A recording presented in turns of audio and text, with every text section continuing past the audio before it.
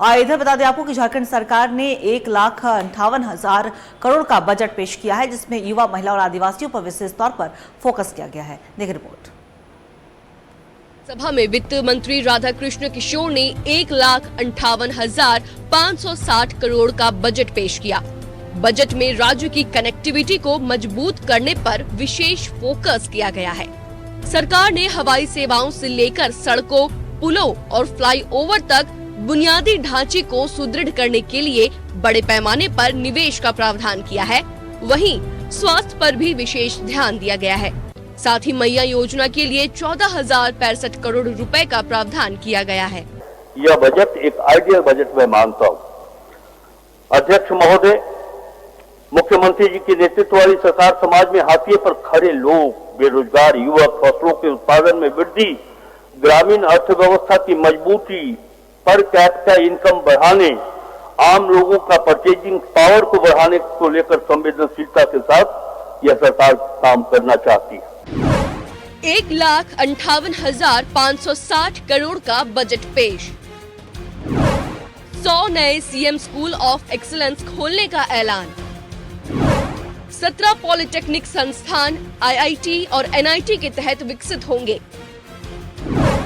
चतरा में अंबेडकर विश्वविद्यालय की स्थापना। लातेहार, साहिबगंज और सरायकेला सदर अस्पताल मेडिकल कॉलेज के रूप में होंगे विकसित। किसानों की आय में बढ़ोतरी को लेकर योजना। बिरसा प्रधानमंत्री फसल बीमा योजना के लिए 400 करोड़ रुपए का प्रावधान।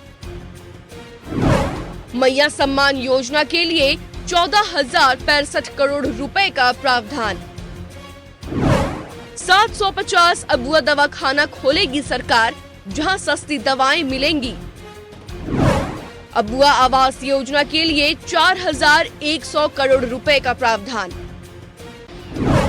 सर्वजन पेंशन योजना के लिए 3,517.23 करोड़ रुपए आवंटित।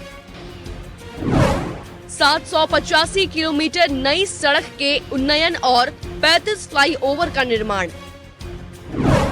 रांची एयरपोर्ट का विस्तार, साहिबगंज ग्रीनफील्ड एयरपोर्ट का लक्ष्य। राज्य का जो अपना ओन टैक्स रेवेन्यू है, वो हम लोगों का अनुमानित लक्ष्य है 40,000 करोड़ रुपए का, तथा नॉन ओन टैक्स, गैर कर राजस्व, हम लोगों ने अनुमान किया है कि 20,700 करोड़ रुपया हमको उससे प्राप्त होगा। एयर एम्बुलेंस किराए में 50% की कटौती का प्रस्ताव। सीएम हेमंत सोरेन ने बजट की सराहना की है और कहा है कि बजट में हर वर्ग का ख्याल रखा गया है। राज्य के विकास को लेकर और बिल्कुल पारदर्शिता के साथ अपनी बातों को कहा भी, और बजट भाषण के कॉपी में भी है, और इसका परिणाम भी आपको जमीन पर दिखेगा। समाज के सभी वर्गों को, किसको हम लोगों ने नज़रअंदाज किया है ये बता दीजिए।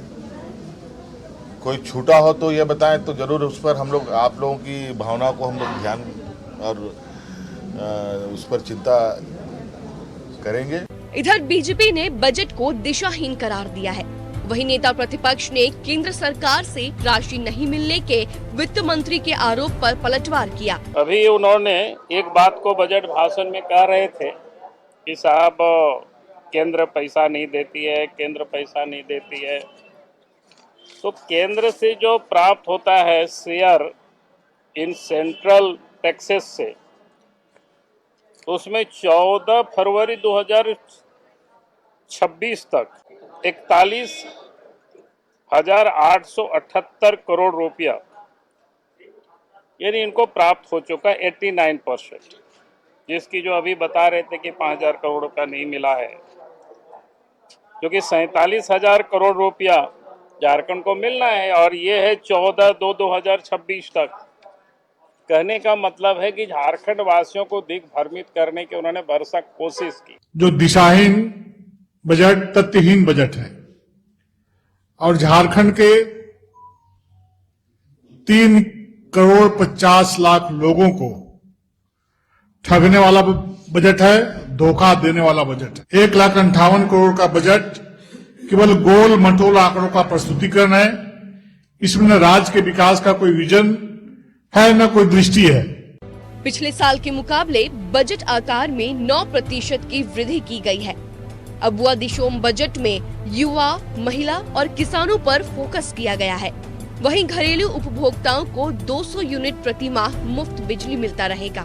न्यूज़ 11 भारत के लिए रांची से विपिन, राकेश और रुचि की रिपोर्ट।